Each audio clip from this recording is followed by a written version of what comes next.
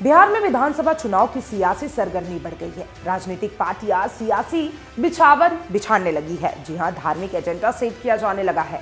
धार्मिक बाबाओं का बिहार दौरा शुरू हो गया है। बाबा बागेश्वर यानी कि पंडित धीरेन्द्र शास्त्री बिहार के गोपालगंज में अपना डेरा जमा रखा है।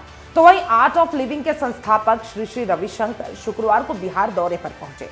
संघ के प्रमुख मोहन भागवत बिहार के 5 दिन के दौरे पर पहले से ही बिहार में मौजूद है। चुनावी तफ्तीश के बीच धार्मिक गुरुओं ने बिहार दौरे के मायने तलाशे जा रहे हैं।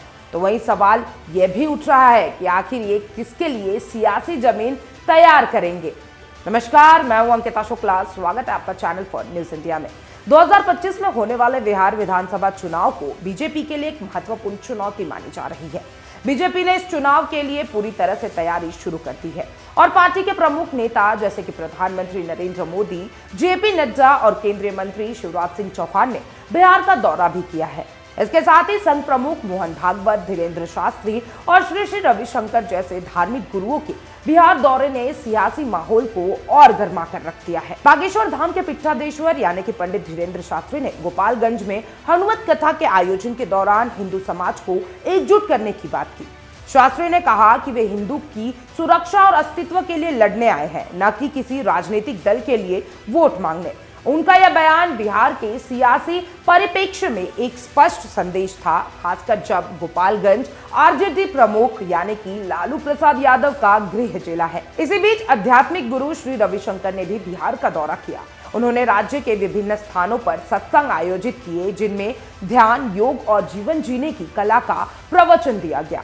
विशेष रूप से वे 126 ईसावी में मसूद गजवनी द्वारा खंडित किए गए शिवलिंग को बिहार लाए, जो अब सार्वजनिक दर्शन के लिए प्रस्तुत किया गया है। रविशंकर ने बिहार के विकास की सराहना करते हुए इसे अब पिछड़ा हुआ राज्य नहीं बल्कि आगे बढ़ता हुआ राज्य भी बताया। संघ प्रमुख नेता यानी कि मोहन भागवत भी बिहार में है और उन्होंने राज्य के लोगों की प्रशंसा की है। साथ ही बिहार वासियों के समर्पण और मेहनत की सराहना भी की है।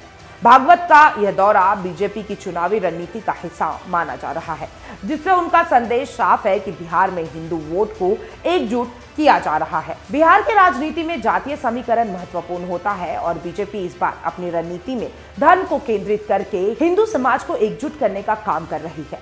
धार्मिक गुरुओं का यह दौरा इसी उद्देश्य के तहत देखा जा रहा है, जिससे बीजेपी 2025 में सत्ता में आने की तैयारी कर रही है। हालांकि आरजेडी इसे बीजेपी का सियासी प्रयोग मानते हुए विरोध भी कर रही है।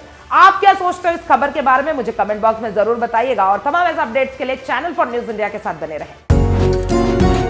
डॉक्टर ऑर्थो, अब दर्द भी घुटने टेकेगा।